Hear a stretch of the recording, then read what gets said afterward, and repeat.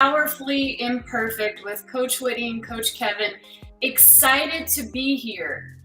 Not so excited about the holidays, maybe, but guess what? They are upon us. They are upon us, and it's up to you to figure out how to navigate.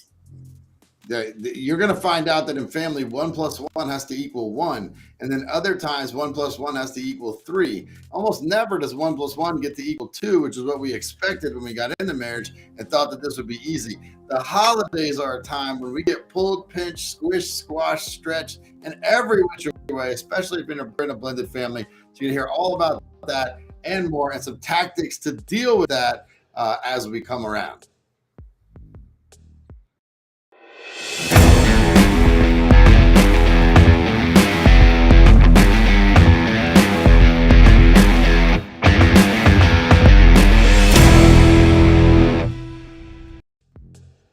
So today we're going to talk about the holidays, everybody's favorite topic. We got pumpkin spice everything. We have Thanksgiving coming. Our family is already trying to plan Thanksgiving, and we're trying to plan my family, Whitney's family, the kids' family, our exes. It's fun. It is a fun thing. And so we wanted to talk today about the holidays and the different stresses and strains that it brings, and some tactics and topics that could help you as a couple navigate the holidays. Number one thing I think, and what you can back me up or tell me I'm totally wrong, which is fine. The number one thing is getting on the same page. Yes, for sure. So number one, we go into this selfishly. I want to say I come into this selfishly because I want to do what I want to do when I want to do it, right? And also I have to realize that I am part of a couple and I have a plan and he's got a plan, and now we've got to create this plan together, because whether I like it or not, the stress is already starting to bubble up around, are we going to please everyone? And we know that that's not even possible. Yeah, I think the first thing to do with your holiday stress is decide right now you're not going to please everyone. Some people are going to be let down. And the person who gets let down the most doesn't have to be you or your spouse or your couple. So when I start thinking about things like the holidays, one of the most important concepts to have is truth first, integrity always, right? It's what I see here behind me on the wall. But can you tell the truth, and can you have integrity to what you want beyond the truth? The truth will be ever changing. Also, truths can conflict, right? I think it's so important that we look at this as, what do I want? What does my spouse want?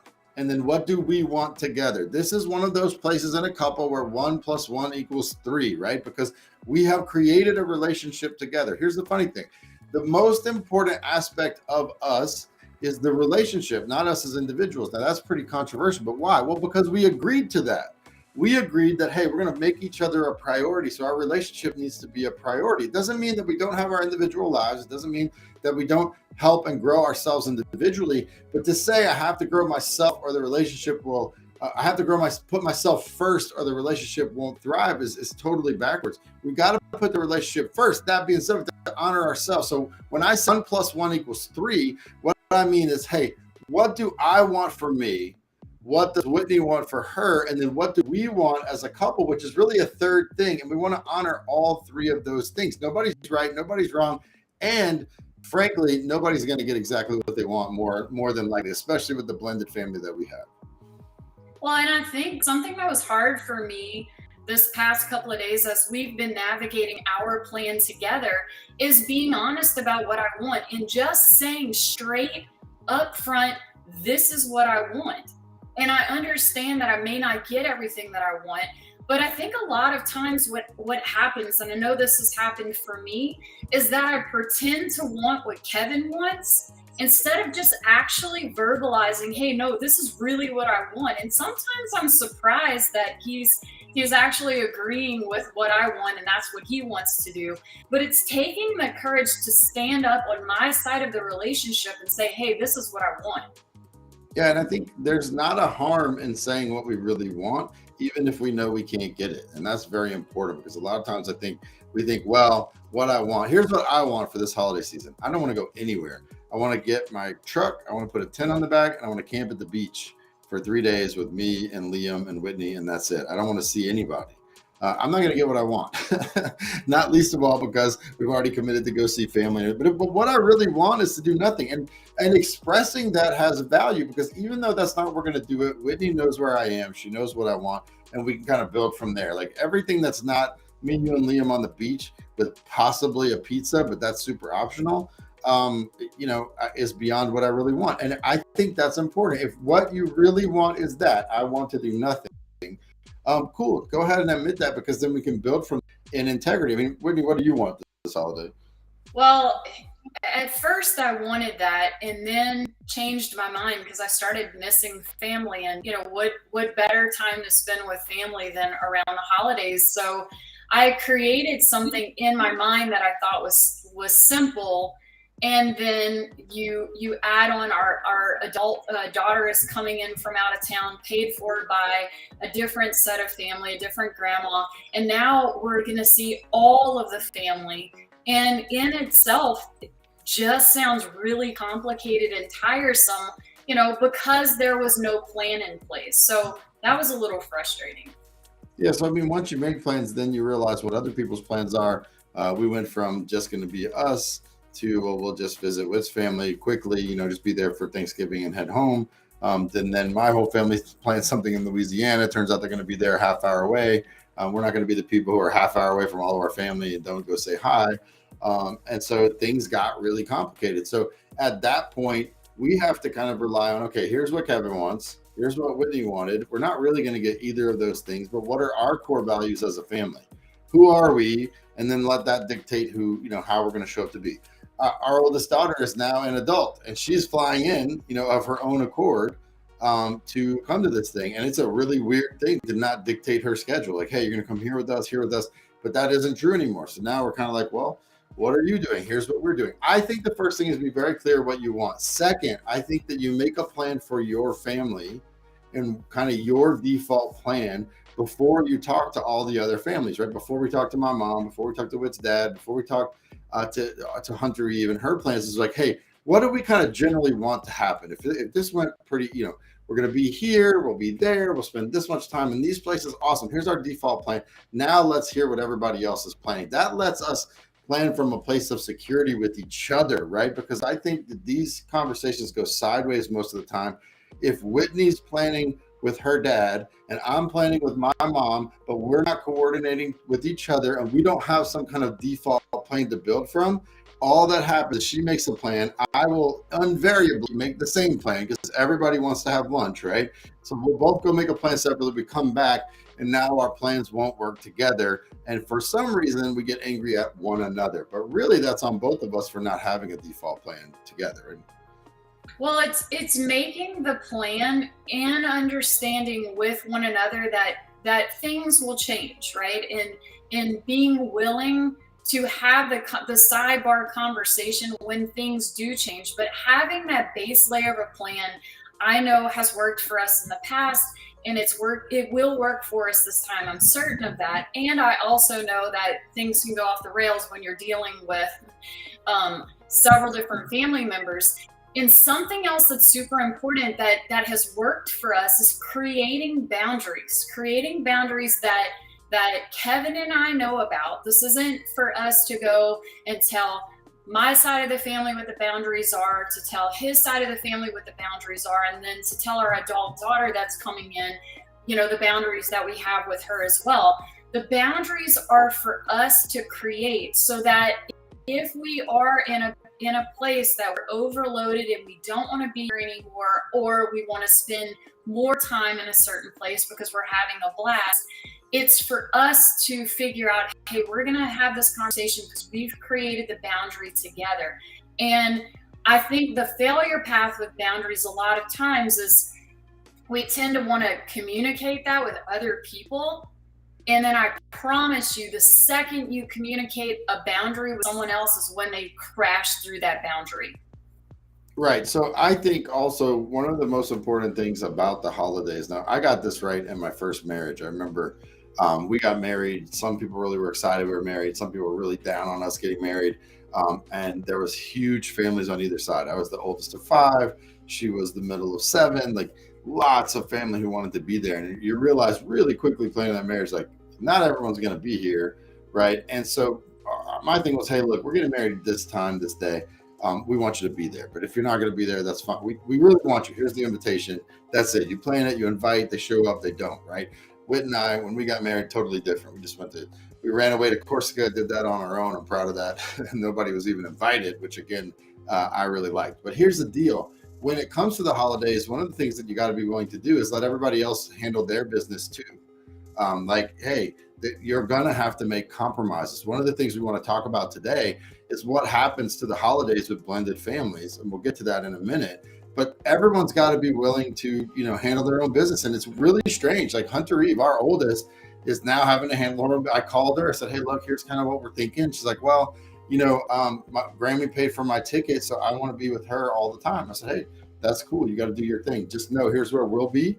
Let me know when you want to be there. And if we don't see each other at all, except for like 2 hours, that's fine too. It's on you. I want to make something more happen, right? Just communicating what I want and then letting them be responsible for their part of it. I think anytime we try to control, it ends up bringing all this emotion, all this drama that doesn't need to be there. It's like, hey, what do we want? What are we willing to do? And then we move forward. And listen, let's be honest, there's a huge piece of me that wants to control this situation. I want to control all the minutes that I get to see my adult daughter that's coming in who lives in a different state far away from us. I want to control all of that. But the second I start creating that control is a failure path for me and for her, because it starts to drive this wedge inside of our relationship of, I have to respect that there's going to be things that she wants to do that I don't want to do. And this is going to be the first time really that we get to navigate this. And I'm already setting myself up to be successful in these exchanges so that I'm not just shooting out of the gate down a failure path with her. So one of the things I think is so important too, when we talk about blended families, so we're a beautifully blended family, right? I had 3 kids from my previous marriage. Whitney had 1, and then we made Liam together, who's the opposable thumb of the Wazan family, right? So we have it all. And this year is one of the years where everything is in play. Michael is in France serving his mission. Hunter is coming in from school, flying on her own to Louisiana. Elle is going to be with her mom here in Texas. Izzy is going to be with her papa in Texas and then drive to Louisiana. Then we will be in Louisiana with Liam. We're all over the place, like literally global, all over the place. But here's the thing. So often when it comes to divorce and blended families, we think that divorce breaks families. We think divorce makes these little broken families. The truth is divorce makes these giant 10-headed Hydra families, right? If you think about it from my perspective, we got to deal with Whitney's family. We got to deal with my family. We have grandparents. We even have Whitney's dad's wife's mom is still alive. We have someone who's like 96 who factors into this, right? There's all these different pieces. If you think about it from your children's perspective, as you get divorced, there are more and more family members to contend with, more and more complicated relationships to contend with. So it actually becomes a big headache. Like if you're wondering, like, how does anyone do it? Well, they just make decisions, right? They just make decisions, they make compromises, and they understand you're not going to be able to do everything. You can't do everything. You're not going to make everyone happy. That's just what it is, period. That's what it is. And so once you walk in saying, hey, we're going to let everyone down, that's how I think of it. All right, everyone's going to be pissed. No one's going to be happy with what we do. What do I actually want? Well, here's what I want: to be by ourselves. Not going to get that. So what's the next best thing? Here's what Whitney wants. Now, why did that matter that I said I want a day by myself? At the end of this holiday, guess what we're doing? We're coming home a whole day early so that we can have a day just us before we jump right back into the work week. That's important to me. I feel really served by that. I'm a little, like I'm going to go through all the rest of the hoops we're going to jump around in, right? I'm going to do that much happier knowing, hey, but at the end of this, I get my day. I might even be able to swing camping in the back of the truck on the beach that last night. We'll see. I'm popping that question here live on the podcast, but it's cool. I feel really served and I feel heard when Wendy's like, yeah, let's have one day. That's a really good idea, right? Well, and I'm getting what I want because I wanted a full day of doing nothing that I can just literally wake up and sip on coffee. My dad has this amazing porch area that you can look over this pond. It like brings up all these wonderful memories of my mother. And the kids will ride horses, so they come by on horses, and there's ducks, and there's just beauty. And it's me sitting out there in this peaceful place. That's what I wanted for this whole trip. And now, mind you, I wanted it the whole entire time we're going to be there. But Kevin has committed to me, hey, we're going to spend an entire day doing what you want. So notice how we've talked about, this is what I want, and we're both getting what we want in this situation. Now, I do want to remind you, Kevin, we have maybe gone too far in the past with, I just want to be home, I don't want to see any family. And it got to be where we were starting to isolate ourselves completely away from our family. And to me, I think there were amazing parts of that, because it just bonded our family to our immediate family together. But I mean, also I want to have relationships with extended family, and it's what we create in making these compromises with each other and saying, hey, here's what I want. Well, this is where me and Whit differ totally. Because to me, our family is the family. We're the game. To me, we're the game. This is now the family unit, and hey, the kids can come back here. That's great. I mean, I understand that because we are both divorced. When I say our family, and you need to understand this, when I say our family, I include Whitney's ex, I include my ex, I include their new spouses and their children. Why? Because we really are all married together, whether we want to admit that or not. There's this big functioning family unit. When Elle leaves here and she goes to her mom's for a week, she goes home. And when Elle leaves her mom and she comes to our house for a week, she comes home. Home is both places for her. And I want that to be true for me too, so I understand that. And in the holidays, this becomes super important, right? Because we will feel like we're losing time with our kids and start to hang on. And we don't realize that they're also trying to figure out how to love on mom, dad, and everybody else involved. And if we're pulling them in one direction, it gets very confusing of where to let them. So, understanding that there's a big family here. We all love one another. Let's do our best to do this. I am really about, though, the main family at all times is me and Whitney. The main relationship in this family is me and Whitney. And as long as we're good, everything else can go to hell. And so me understanding what I want, understanding what Whitney wants, and then finding a plan that works for us. What do we want? Understand this is where 1 + 1 = 3, right? Now, 1 + 1 = 1. How? Well, you only get one holiday. You only get one day. And it's going to be pretty tough to have all the traditions from your side of the family and all the traditions from your spouse's side of the family at the same time, because it's only one day worth. So things are going to get shaved, compromises are going to be made. But in 1 + 1 = 3, it's what I want, it's what she wants, and it's what we want together. That's the piece we have to work for. Hey, what do we want to create together? And I think we probably the best in our life, we're succeeding this year. Oh, by far. I mean, we have made, I want you to understand how powerfully imperfect we are. We have made a mess of this. And we've made a mess of it with our kids, and I know that we've laid some level of guilt and shame on them about wishing that we had this quote unquote time with them. Because I know as parents, we see how short the actual period of time we have with our children is. And, it's all you have to do is have one kid leave the house to understand how quickly it goes by. And we have made a terrible mess of this in the past. And I really honor this year, Kevin, to you that we have taken the time and will continue to take the time up and through this holiday time with our extended family to do what serves us best and to both get what we want at the end of this whole thing. And I think the bottom line is be open and honest and have integrity. What does truth first integrity always means? It means, hey, we tell the truth, and we have to have integrity beyond a changing truth. The truth will change a lot in your life, a lot, right? And we have to have the integrity to be the people we want to be. Truth is, I just want to not go anywhere and be us.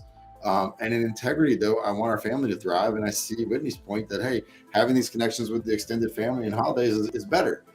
It serves our family better. So the truth of me not wanting to go, it takes a back seat to the integrity of what we're creating as a family. So we are excited that you guys are here. We're excited that you want to hear this conversation about being powerfully imperfect. We're trying to set an example of just being regular people, failing forward like everyone else, and give you tools and tips and ideas of how to make things work. The holidays are an awesome time. They're a powerful time, and they come with powerful emotions on all sides, good, bad, ugly, and indifferent.